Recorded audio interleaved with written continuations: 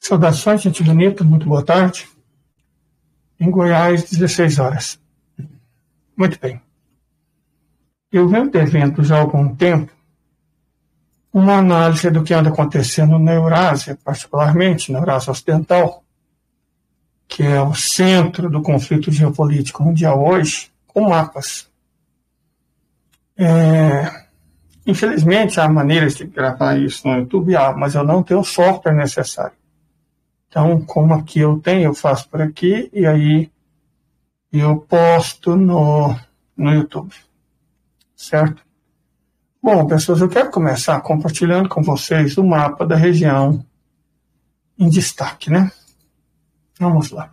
O mapa fica mais fácil a gente entender as coisas. Semana passada eu fiz um mapa, só que ele estava com o norte para baixo e o sul para cima, porque o nosso norte é o sul. Todavia, uma pessoa que participa ativamente bastante do nosso canal tem problemas. Não é comédia. Ela se sente mal visualmente vendo o mapa de cabeça para baixo. Então, eu estou colocando o norte em cima para não causar desconforto para ninguém. Certo? Nossos critérios políticos são claros, mas nosso respeito às pessoas que frequentam esse canal é maior e mais importante do que esses critérios. Então vamos começar pelo Estado ilegítimo. A gente tentar entender o que está acontecendo. Nessa posição aqui dá para colocar o Estado ilegítimo inteiro e os principais vizinhos. A gente pode dividir o Estado ilegítimo em 3, na verdade. Essa faixa litorânea de cerca de pouco mais de 1.500 km², 7,5% do território do Estado ilegítimo, mora 2/3 da população israelense, nessa faixa aqui. Isso aqui é a Cisjordânia e a faixa de Gaza, onde, em teoria, são territórios dos palestinos. E essa outra faixa aqui é onde mora cerca de 1/4 da população israelense. Então, Leila, mas 2/3 mais 1/4 não dá um inteiro. Fica faltando 1/6. Onde mora esse sexto? Esse sexto mora ilegalmente, ainda mais ilegalmente, na Cisjordânia e em Golã, certo? Então, qual que é a situação? 2/3 da população mora aqui, 1/4 da população mora aqui e 1/6 da população mora aqui. Vamos tomar isso como referência, porque são dados importantes. Qual que é a população atual real da ocupação ilegítima? As pessoas estão falando em cerca de 7 milhões. Mas não acho provável. Acho que o número real, hoje, considerando a quantidade enorme de pessoas que já fugiu e está fugindo de lá, a população seja um pouco superior a 6 milhões de habitantes. Certo? Em sendo assim, 4,5 milhões moram aqui, certo? 1,5 milhão moram aqui, e entre meio milhão, pouco mais que isso, 1 milhão, moram nessas duas áreas aqui. Por que eu preciso dessas informações? Para dizer o seguinte, vamos começar por aqui. Essa região aqui, o norte da Galileia, certo? O norte da Galileia e o Alto Vale do Jordão, essa região aqui, já está praticamente desocupada. O norte de Golã também. Então, toda essa faixa aqui, certo? Imagina uma linha reta passando aqui, ao norte dessa faixa que nós estabelecemos aqui, essa porção está praticamente toda ela desocupada pela população askenazi, de origem europeia. Essa região já foi, não é difícil de visualizar ela, tá vendo? Você tem contraforte de montanhas aqui, você tem vales, né? Ao norte desse vale aqui, tá vendo? Tem um rio aqui, um vale. Ao norte desse vale, você tem aqui alguns povoados, só que eles estão praticamente todos eles muito desocupados. Todos esses povoados aqui estão entre totalmente e muito desocupados. Esse vale segue até todo o norte da Galileia. Aqui você tem o Alto Vale do Rio Jordão. Toda essa faixa aqui, ela está praticamente desabitada por população civil. O eixo da resistência expulsou a população ilegitimamente ocupante dessa região aqui. Perfeito? Essa é a situação. O Estado legítimo, para tentar defender essa porção setentrional, fez duas coisas. Muito importante essa análise da distribuição geográfica. Ela retirou o pessoal que participava da ocupação terrestre da faixa de Gaza, retirou o pessoal que participava da repressão à população da Cisjordânia, convocou novas pessoas para mandar gente para cá, principalmente depois que aconteceu o seguinte fenômeno. Descobriu-se que, num determinado dia específico, toda essa região aqui, ao norte dessa área, já praticamente despovoadas por colonos ilegítimos, toda essa região aqui, ó, e seguindo, na verdade, até o leste da ocupação ilegal das colinas de Golã, então toda essa faixa aqui, estava coalhada de membros da Guarda Revolucionária Iraniana e das Forças Armadas Russas. Não se sabe como, o Irã fica muito longe, está vendo? O Irã fica muito longe. Apareceram milhares de iranianos e dezenas de russos que estavam flanqueando o norte e o nordeste da ocupação ilegítima. Foi isso que levou ao deslocamento de tropas daqui e convocados especialmente para cá, para tentar defender essa parte do território. Embora o Estado ilegítimo afirme que está bombardeando, que vai ocupar, que vai fazer, que vai acontecer, que vai chegar até o Rio Litani, no Líbano, deixa eu achar o Rio Litani aqui o Rio Litani, que vai chegar até o Rio Litani, pessoas, tudo isso é conversa. Eles não vão chegar até o Rio Litani, certo? Mas não vão mesmo chegar até o Rio Litani. Porque a bem da verdade é que esse é o Rio Litani. Eles falam rio, mas é praticamente um córrego, né?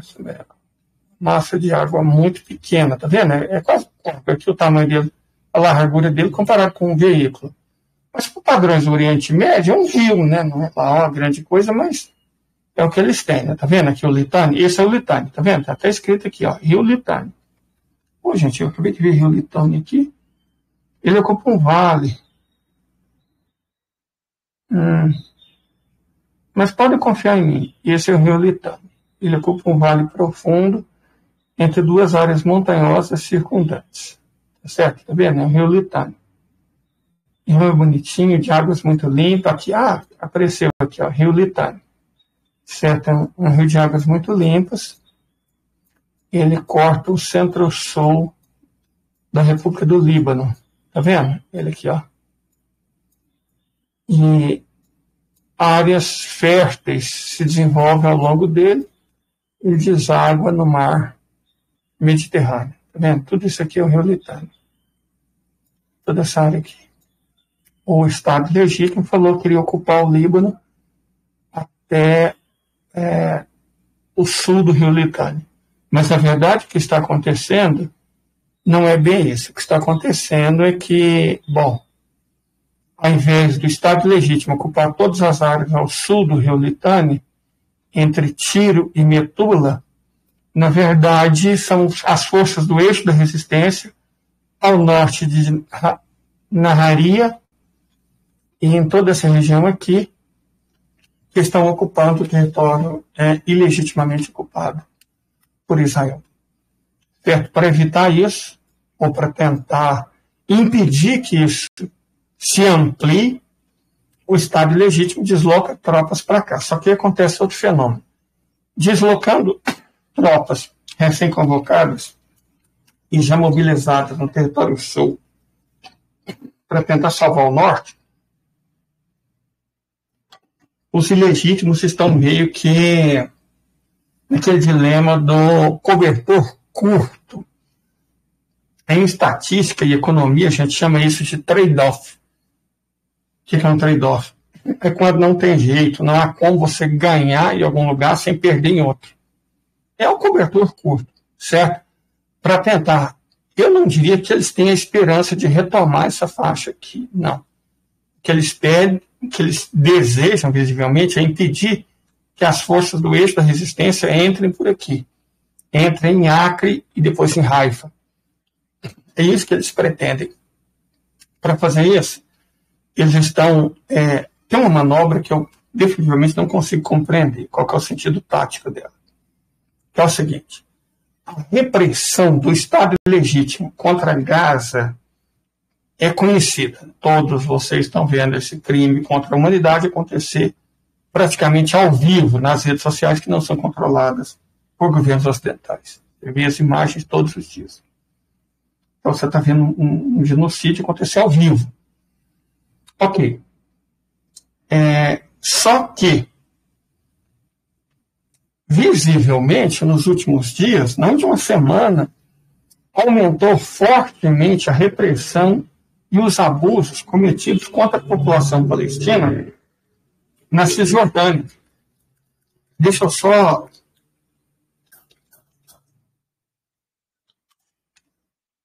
E isso, gente, não faz muito sentido tático. Por que não faz muito sentido tático? Porque, visivelmente, o Estado ilegítimo não tem equipamento, material, munição, mão de obra para defender o norte. Então, como é possível que eles estejam aumentando a repressão no centro?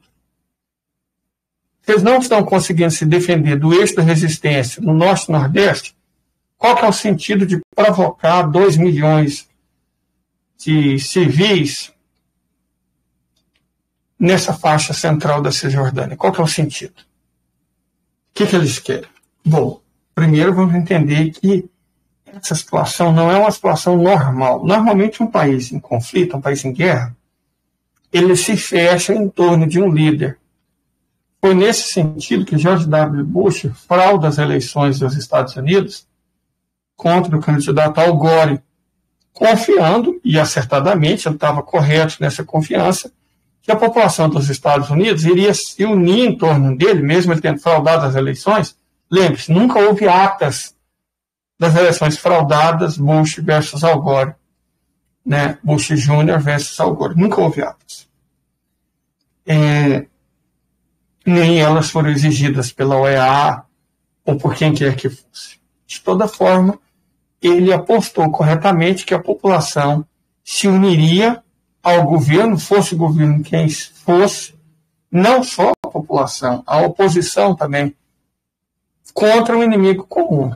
Como os Estados Unidos são basicamente inimigos da humanidade inteira, eles precisavam de um inimigo específico. E aí, quando houve o ataque das Torres Gêmeas, apesar da maioria dos perpetradores do ataque, do líder do ataque, dos financiadores do ataque, terem sido naturais da Arábia Saudita ou dos Emirados Árabes, eles chegaram à conclusão que a culpa era do Iraque e do Afeganistão. A culpa... Bom, eles colocam em quem quer, né? Os Estados Unidos têm esse hábito de colocar a culpa em quem eles quiserem. Não colocaram no Saddam Hussein, né, do Iraque, e no Bin Laden, do Afeganistão. Então colocaram a culpa neles, no Afeganistão e no Iraque, e resolveram invadir esses dois países. Ok, e a população se fechou em torno deles, e isso garantiu legitimidade ao governo de George W. Bush, que fraudou as eleições quando candidato ao Gore. Por que eu falo isso? Porque esse é o normal. Normal, não no sentido do que é o aceitável, que é o correto, é normal no sentido estatístico. O que é normal no sentido estatístico? O que acontece no intervalo de frequência igual ou superior a 95%. Certo? Normalmente, a nação em guerra se fecha em torno do seu líder, porque sabe que há muita coisa em jogo em disputa. Então, repito, normalmente, o que acontece é isso. Só que no caso do Estado legítimo, não está acontecendo isso. As próprias forças armadas, as próprias forças de segurança, forças de defesa, estão profundamente divididos entre os partidários do Netanyahu e do Ben-Gvir.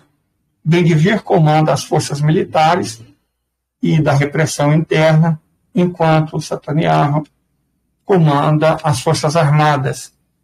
E esses dois grupos estão praticamente se digladiando entre si.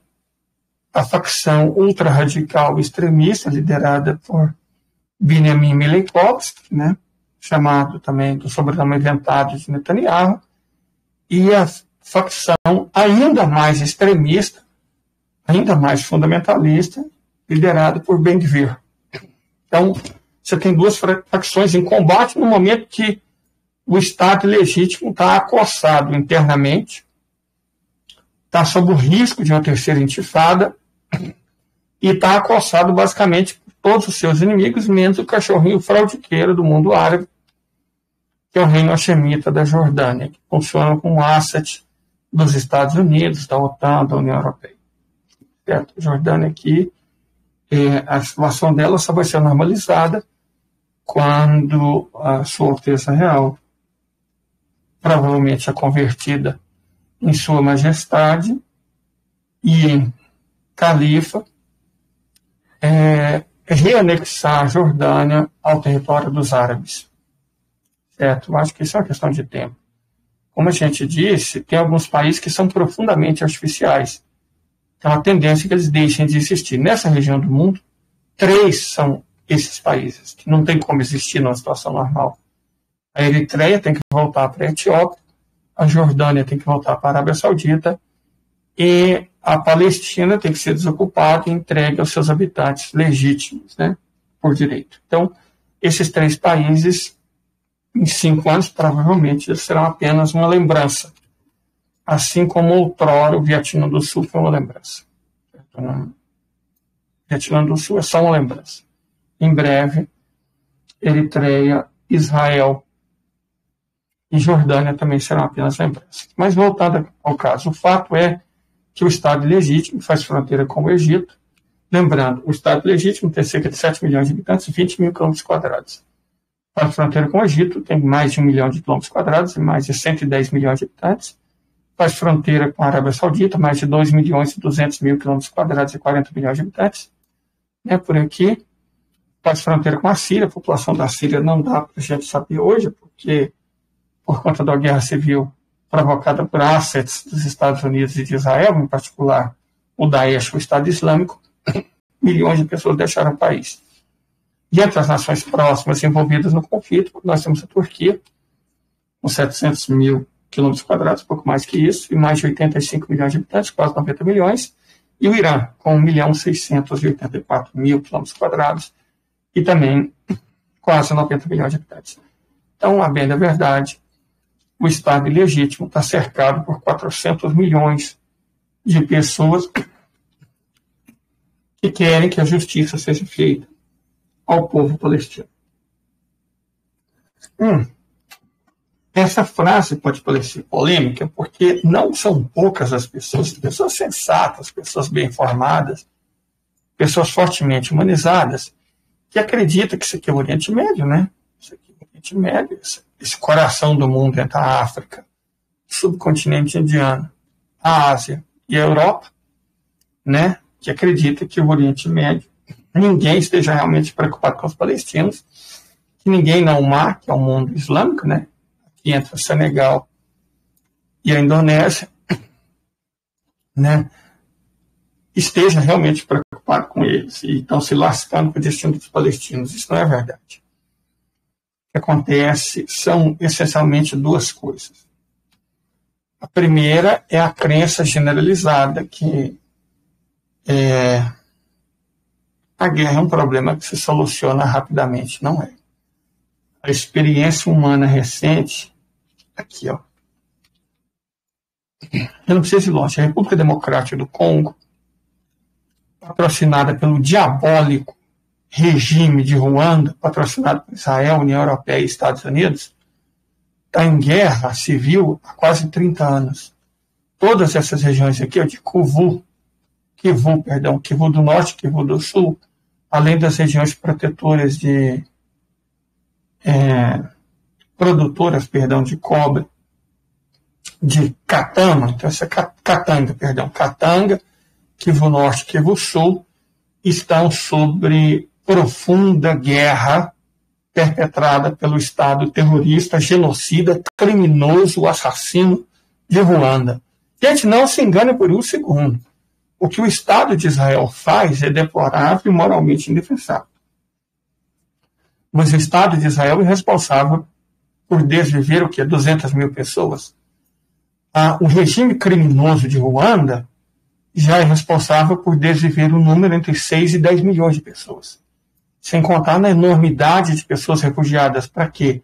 Para roubar cobre, lantânio e coltão dessa região aqui e passar para grandes empresas ocidentais, particularmente as produtoras de videogame, celular, notebooks e computadores, né, material eletrônico. Então, o que é provavelmente o regime mais criminoso da história humana, porque é responsável por um número total de vítimas muito maior do que o da Alemanha nazista, se você desconsidera aquelas provocadas por guerra, você considera aquelas só causadas pela repressão, né, pelo genocídio contra a população cigana, testemunha de Jeová, comunistas, gays e judeus, o Estado genocida e criminoso de Ruanda matou muito mais gente. Talvez, em termos de barbárie humana, só o Reino Unido, que é responsável pelo assassinato direto e indireto de 300 milhões de pessoas na União Indiana, o Reino da Bélgica, né, que foi responsável pelo homicídio no mesmo Congo de 2 milhões de pessoas, somente esses dois países são capazes de superar o Estado de Ruanda em termos de barbárie humana. Então, eu não estou, por favor, defendendo aquilo que os sionistas estão fazendo. Mas são 200 mil vítimas aqui e mais de 5 milhões de vítimas aqui. Então, é nítido que as ações provocadas por Ruanda são infinitamente piores do que as provocadas pelo Estado de Israel. E aí as pessoas falam, oh, meu Deus, ninguém faz nada. Claro que as pessoas estão fazendo. Claro que as lideranças estão fazendo, só que não estão fazendo na velocidade que a gente espera, do jeito que a gente quer. Mas isso faz total sentido, porque não somos nós que estamos fazendo, são eles. E quem faz tem prevalência sobre quem reclama. Eu, inclusive, diria que, eu não concordo que os árabes não estão lá.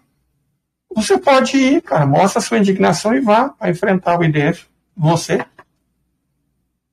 tem um direito, né? As pessoas não estão se voluntariando para defender a Ucrânia. Então, voluntarie-se você para defender os palestinos, vai para lá. Vai enfrentar o IDF. Caso você não esteja disposto a fazer isso, eu diria que, né, sua reclamação é sem sentido e injusta. Os árabes estão sim fazendo algumas coisas, os muçulmanos estão sim fazendo algumas coisas, só que não do jeito que a gente quer, como a gente quer e na velocidade que a gente quer, porque não é o nosso que está na reta, é o deles. Isso é importante que seja compreendido. Mas voltando, o Estado ilegítimo, ele está cercado por 400 milhões de potenciais inimigos.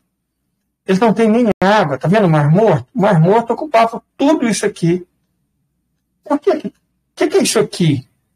As águas estão sendo represadas para o cultivo de algas, né?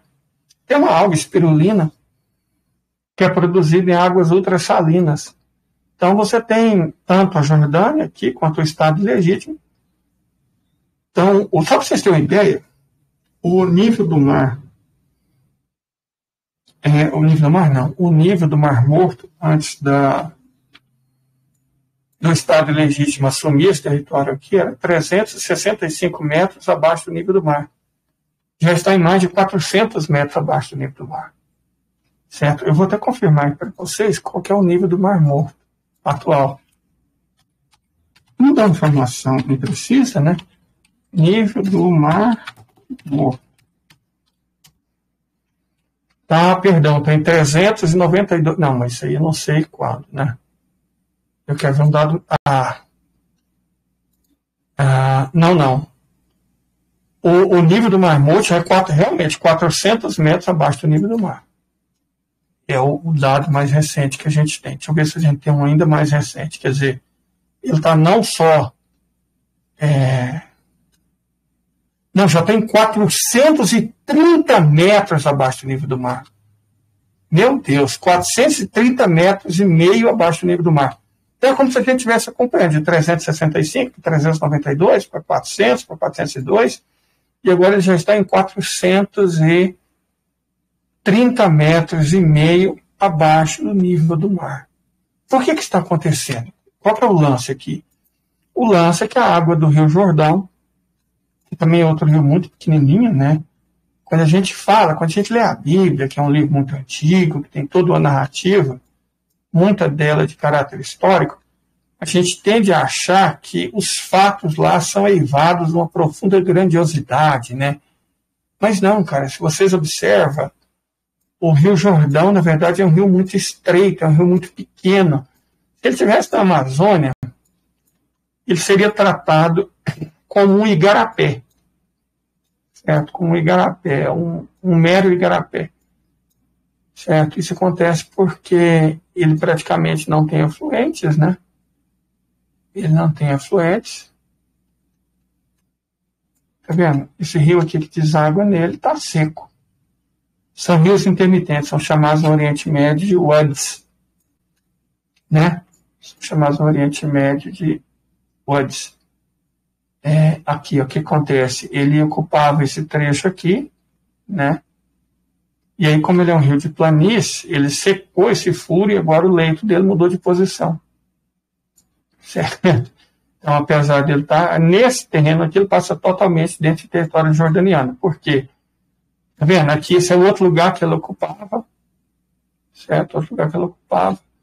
Mas os rios de planície fazem isso. Se você observar, aqui ele corta a areia pura e simples. Não tem nada a não ser areia. Certo? Por que não tem nada a não ser areia aqui? Porque isso aqui era ocupado pelo Mar Morto. Toda essa região que vocês estão vendo aqui é areia salgada. Tudo isso aqui é areia salgada. Tudo isso é areia salgada. Era ocupado pelo Mar Morto. Perfeito? O Mar Morto ocupava toda essa região aqui. Se você observar aqui também, né, se você observar as margens do Mar Morto, basicamente é areia salgada. Ele está quase 80 metros mais profundo dentro da Terra, perdeu quase 80 metros de superfície, porque o Estado de Israel tem usado a água para o mais variado fim. Se você considera que essa é uma região árida, se tem menos água entrando e a evaporação continua a mesma, o nível desse mar, o Mar Morto está morrendo, na verdade seja dito que o Mar Morto está morrendo.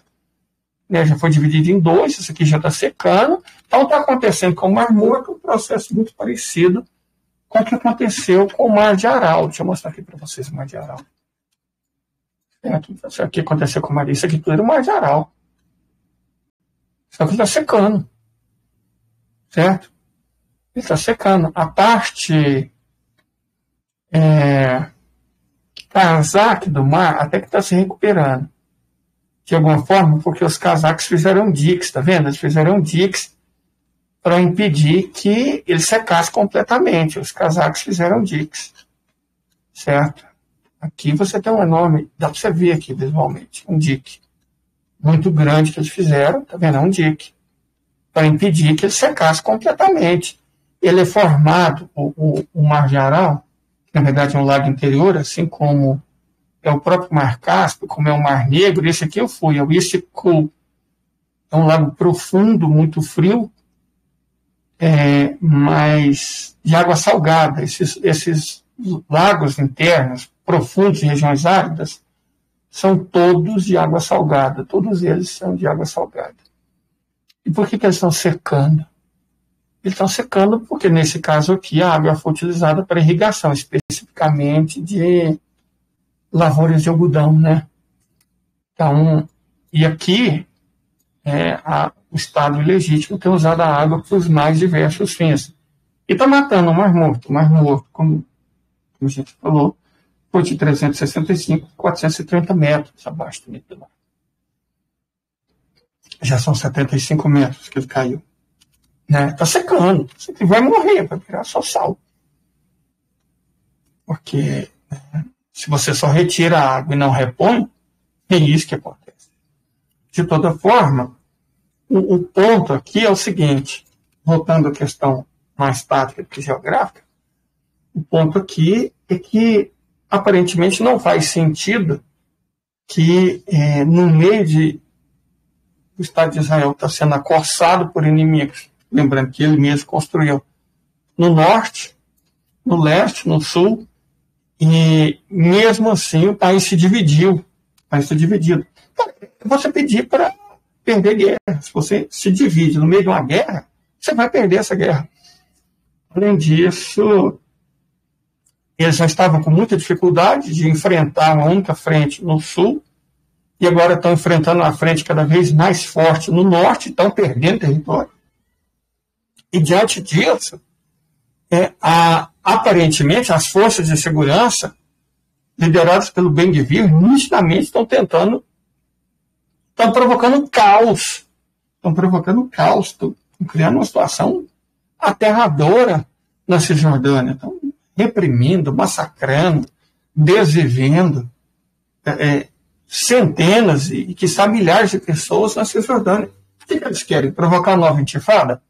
Por que eles querem provocar uma nova intifada? Se eles têm cada vez menos mão de obra, menos dinheiro, menos equipamento, menos apoio. Por que eles querem? Eles querem forçar uma situação tamanha que força os Estados Unidos e a Europa a intervir a favor deles? Talvez seja no mesmo sentido que eles estejam provocando a República Islâmica o máximo que eles conseguem para forçar um ataque assimétrico e eles novamente puderem pousar de vítimas. Oh, meu Deus! Nunca mais! 6 milhões, é isso que eles querem.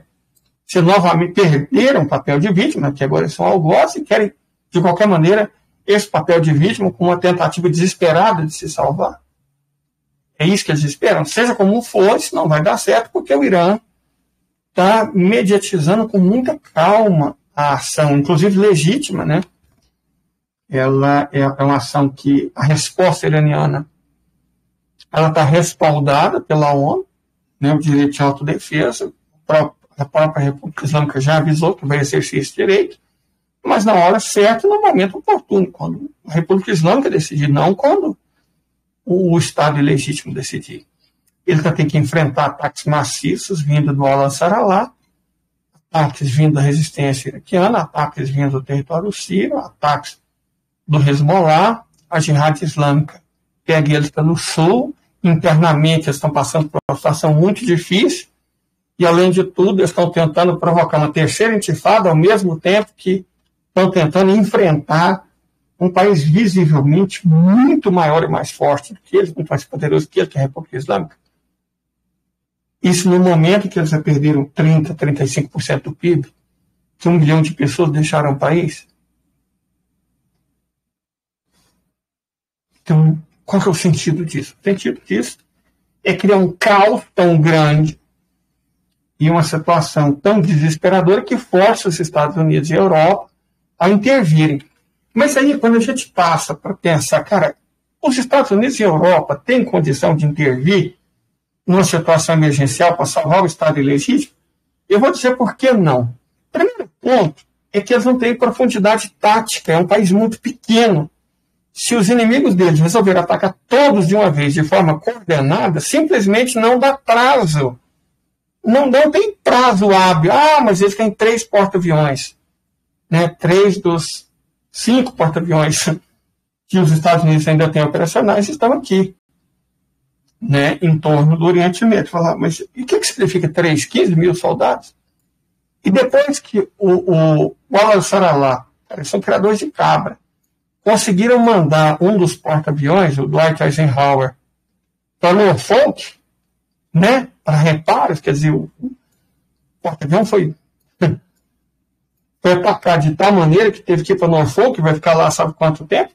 Quer dizer, depois que criadores de cabra deixaram inoperante um porta-avião, que só teve força para fugir, por que 3 porta-aviões conseguiriam resolver isso? Porque o que se consta é que o Dwight Eisenhower, que foi para Norfolk, chorar as pitangas, lamber as feridas, o que se consta é que um míssil caiu bem em cima da cabine de comando.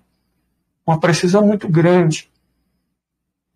E não se falou se isso foi um míssil supersônico ou um míssil hipersônico. Seja como for, o Al-Ansarallah visivelmente tem mísseis hipersônicos. para atingir esses porta-aviões. Um porta-avião é só uma banheira muito lenta com 5.000 coitados que não tem o que fazer diante de um ataque de míssil hipersônico, a não ser sofrer avarias severas ou afundar. 3 hipersônicos são capazes de afundar um porta-aviões. 3. Consta-se que o Lord Eisenhower tomou 2, mais um ele afundava, ele naufragava. E a Rússia tem milhares desses, o Irã tem centenas, sabe-se lá quantos estão na mão do Al-Ansarallah ou do Hezbollah aqui, né? Então, mandar os porta-aviões é só para passar vergonha.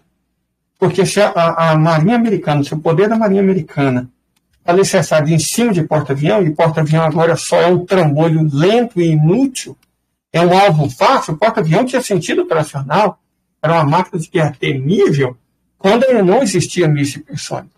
Só que agora existe. Então, mandar porta-avião não assusta, devia assustar os próprios norte-americanos. Porque existem condições técnicas, táticas e operacionais para esses porta-aviões serem fundados. E aí o que vai ser dos Estados Unidos? Certo? A Europa vai defender o Estado ilegítimo. Como a Europa vai defender o Estado ilegítimo, ela está perdendo a guerra para a Rússia. Sabe? Porque a guerra da Rússia não é contra a Ucrânia, é contra a OTAN, principalmente contra a Europa. E eles estão perdendo, cara.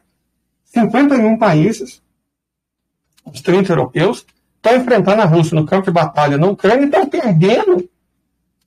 Sabe? Nos últimos dias, a Federação macetou a estrutura energética e de infraestrutura da Ucrânia. E o inverno está chegando. The winter is coming.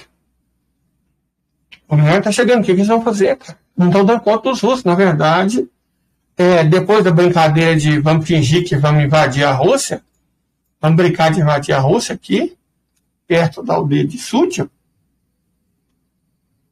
a coisa só piorou para a Ucrânia. Fala-se em 6.200 óbitos, os 10 mil que foram, 6.200 já foi de arrasta para baixo. Mais do que isso. Boatos circulam que os ucranianos tentaram ser espertos, né? Eles não têm uma linha de abastecimento. Eu mesmo falei isso, cara, eles estão invadindo, supostamente invadindo, estão entrando em território russo, aproveitando uma muito suspeita linha de fraqueza, parece que foi uma armadilha, estão invadindo o território russo sem uma linha de suprimento. Cara, isso não faz sentido nenhum, invadir sem uma linha de suprimento, como é que eles vão se abastecer? Aparentemente, os gênios imaginaram que ia fazer mais ou menos como as tropas de Napoleão pensavam em fazer, tomar a comida dos camponeses, né? Eles imaginavam que Napoleão dançou por causa disso. Não foi o inverno que derrotou Napoleão, não foi o inverno que derrotou a Alemanha, não. Foi a estratégia brilhante dos russos de queimar tudo para que eles não tivessem com que se reabastecer. Foi a fome que fez eles perecerem, foi a falta de abastecimento. Certos ucranianos falaram, bom, nós estamos entrando um pouco no território russo, a nossa linha de suprimento vai entrar logo em seguida, só que não entrou. Os russos deixaram eles entrar, e assim que eles entraram, o que eles fizeram? Em vez de combater eles de maneira definitiva pela frente, os russos entraram pela retaguarda e bloquearam a linha de suprimento. Na verdade, não sei se vocês já viram o steppe é basicamente capim, é só capim. Isso aqui era, né, na época que estava tirando para o plantio, mas com exceção dessas margens de rio aqui, onde tem a floresta, por onde eles entraram, inclusive, né, para ficar escondido mais fácil, isso aqui tudo é essencialmente capim, gente. Steppe é capim, um pasto. Não tem com que eles abastecerem. Então, os gênios acharam que é fácil, é só roubar a comida da população civil. Mas o que se fala é que a população civil está envenenando a comida. Está saindo, abandonando, deixando as dispensas, né? Estão roubando tudo, os velhinhos, os mercadinhos, a comida de dispensa dos russos, só que os russos, ao invés de queimar a comida, estão envenenando ela. E diz que mais de 600 dos invasores ucranianos já foram de arrasta para baixo por comer comida envenenada. Certo? Então, não tem tática nenhuma, não tem estratégia nenhuma da suposta invasão na direção de Súdia. A única coisa que eles conseguiram foi, como eu já disse, eu até mostrei, você tem aqui algumas linhas de combate. Eu mostrei isso aqui, ó, as linhas de combate que tinha no Oblast de Donetsk, que está aqui. Ó. Eu tinha umas linhas de combate aqui. Aqui, ó. Vocês veem as linhas de combate, eram essa linha aqui, ó. Você tinha essa linha de combate e essa linha de combate. E você tem uma faixa de mais ou menos uns 15 quilômetros entre as cidades dessa linha e as cidades dessa linha. Você tem, tá vendo? Tem uma linha de cidades aqui, vilas, povoados, e outra linha de cidades, vilas e povoados aqui. Aqui você tem uma faixa de 15 a 20 quilômetros sem nada. E a Rússia estava tendo uma dificuldade muito grande para passar dessa linha de combate para essa linha de combate. E aí você terminar de tomar todo o território de Donetsk e entrar no Oblast de Kharkov. Só que, graças à retirada de milhares de tropas para brincar de invadir a Rússia, os russos agora exatamente estão avançando da linha de combate, vamos chamar de linha de combate oriental, para a linha de combate ocidental. A tal ponto que tem uma cidade aqui, deixa eu localizar para vocês, isso aqui, ó, Pokrovsk, que está muito perto de ser tomado por tropas russas. Quer dizer, os russos, por muito tempo, tiveram perdido nesse aqui. Ó, vocês já devem ter ouvido falar dessas cidades. Bakhmut, Kramatorsk, Chazov Yar, Slavianka. Essas cidades ficaram conhecidas por muitos anos, porque é aqui que os russos estavam perdendo tempo. Mas graças a essa medida imbecil tomada pela OTAN, eles já estão avançando na direção de Pokrovsk. Quer dizer, eles já passaram de uma linha de combate dessa linha aqui para essa linha aqui, cara. Já estão em Pokrovsk. Depois disso, o que vai restar a eles? Vai entrar no Oblast de Dnepropetrovsk e no Oblast de Kharkov. Então, quer dizer, eles estão avançando, o sul, os russos já terminaram de dominar tudo. Todo o sul de Donetsk já foi tomado. Certo? Todo o sul de Donetsk, o sul de Lugansk já foi tomado, e agora eles estão avançando para o norte de Donetsk, avançando do sul para o norte, e com cada vez mais facilidade também do leste para o oeste. As tropas estão entrando com muita facilidade, eu diria, porque eles não tiveram plano de defesa, não organizaram a defesa, não se prepararam para o que aconteceria quando eles perdessem 10 mil homens. Seja como for, a Europa, isso é o que interessa, está num atoleiro sem tamanho, a OTAN, os Estados Unidos estão num atoleiro sem tamanho aqui. Como é que eles vão ajudar o Estado ilegítimo? Mas, se os Estados Unidos estão caçando encrenca em Bangladesh, em Mianmar, no Paquistão, deram um golpe de Estado branco na Tailândia, estão tentando provocar uma revolução colorida aqui na Indonésia. Então, os Estados Unidos estão tentando tocar o terror no sul da Ásia. Mas acontece que a mão de obra, os recursos, o dinheiro disponível para os Estados Unidos, ele não vem aumentando, ele só diminui. Então, como os Estados Unidos tentam causar encrenca no número cada vez maior de países, dispondo de cada vez menos recursos. Quer dizer, se você tenta causar encrenca no número grande de países, e ao mesmo tempo você tem cada vez menos condições para fazer isso, as suas vitórias táticas, elas serão cada vez menos duradouras, menos efetivas. Quer dizer que esses golpes, essas palhaçadas que os Estados Unidos estão promovendo aqui, eles não tendem a durar muito, porque os Estados Unidos não têm capacidade financeira, operacional, capacidade tática, capacidade militar, capacidade econômica de sustentar os golpes que eles estão dando. Você pega um cara mais forte que você e chamar o mundo, ele é a coisa mais fácil que existe. O duro aguentou o que vem depois. Isso é exatamente o que está acontecendo com os Estados Unidos. Está provocando encrenca, está estumando, né? Não sei se existe esse verbo, estumar, quando você joga um cachorro em cima de um bicho, está estumando as Filipinas em torno da China. Mas quem são as Filipinas na fila do pão para enfrentar a China, gente? Pelo amor de Deus. Certo? Então, eles estão provocando caos no sul e no sudeste da Ásia para tentar fazer o quê? Acossar a Índia e a China. Como isso vai ajudar o Estado ilegítimo? Eles estão perdendo de maneira vergonhosa, porque são 51 países, não vou dizer contra um, porque o Irã, a República Popular Democrática da Coreia e a China estão visivelmente em grau de diferença apoiando a Rússia, mas são 51 contra 4. E até a Bielorrússia, 51 contra 5.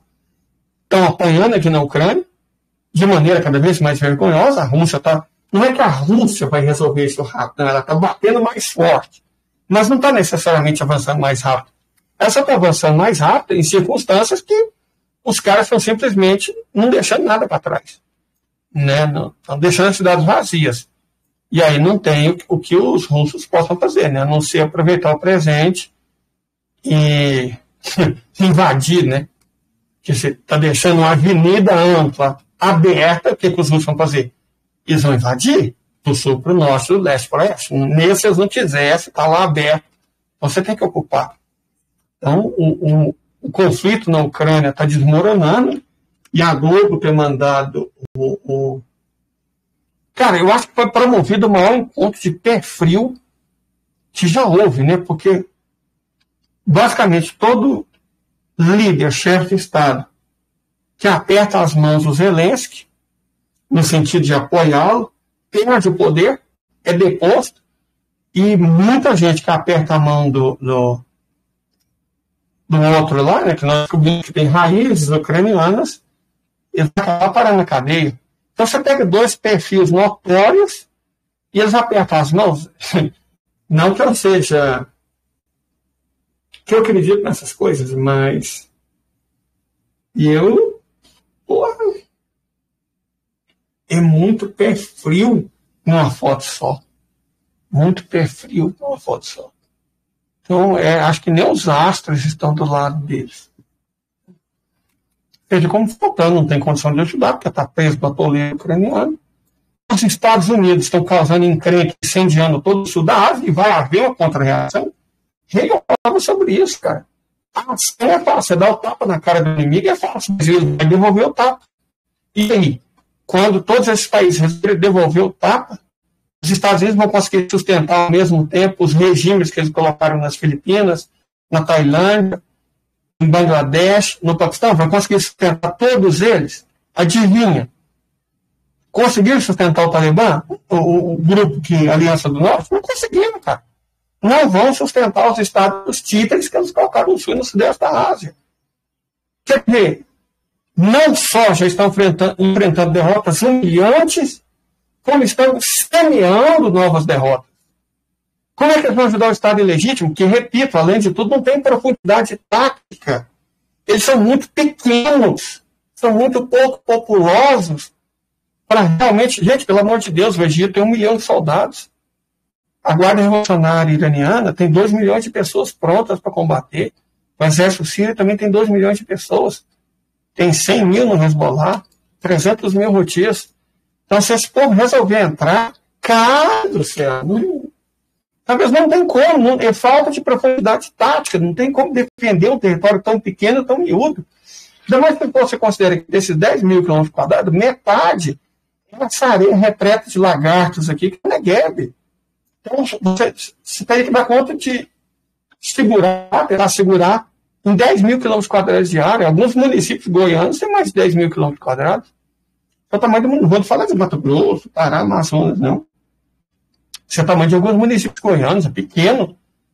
Sabe, 2 vezes só o tamanho do Distrito Federal. Pelo amor de Deus, não dá para ser defendido. Ainda mais se você considera que 2/3 dessa população está numa faixa do tamanho do município de São Paulo. Como é que você defende um território tão pequeno? Não tem como. Aí você fala, vai todo mundo e tenta proteger essa faixa. Tenta proteger essa faixa como? Porque se todo mundo for para cá, de onde eles vão tirar água? De verdade, de onde eles vão tirar água? Todo mundo foge e tenta defender essa faixa aqui. Essa faixa litorânea, que eu falei que é o tamanho do município de São Paulo. Então todo mundo tenta defender esses 1.500 km². Como eles vão tentar defender?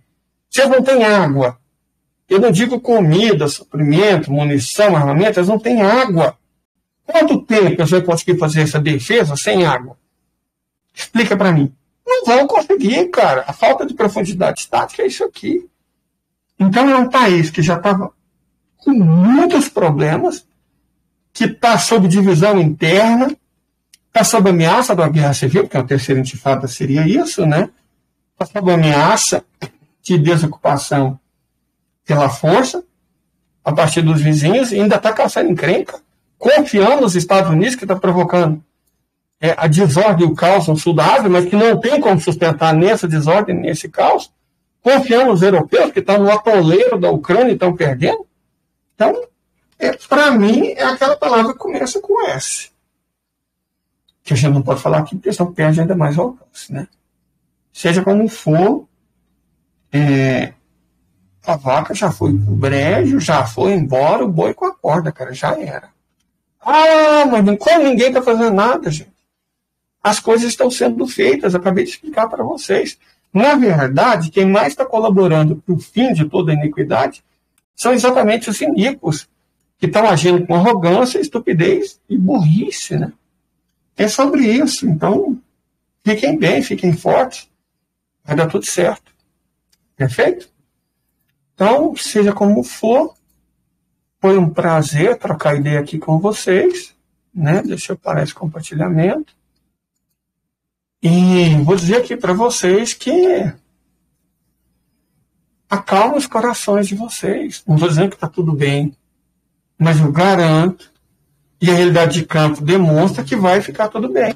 Não só porque os árabes, os muçulmanos, ou seja, o que for, estão fazendo alguma coisa, e eles estão, certo? Eles estão, sim.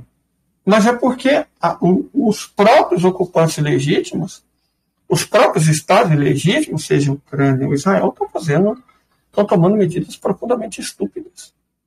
E isso tem um custo. O Maquiavel falava de fortuna e virtude, né? Fortuna é a sorte que você não controla. A sorte não está mais sorrindo para eles, além de tudo. Mas mais que isso, eles não têm nenhuma virtude. Eles estão tomando decisões estúpidas em cima da conjuntura que já não está favorável. Então não tem como isso terminar bem para eles. Se não tem como terminar bem para eles, vai terminar bem para nós, a humanidade. Correto? Então foi um prazer muito grande. Eu espero estar firme para a nossa live de hoje à noite, que a gente vai falar sobre questões ambientais num nível mais profundo. Okay? Muito obrigado a todos vocês e até daqui a pouco. Oi.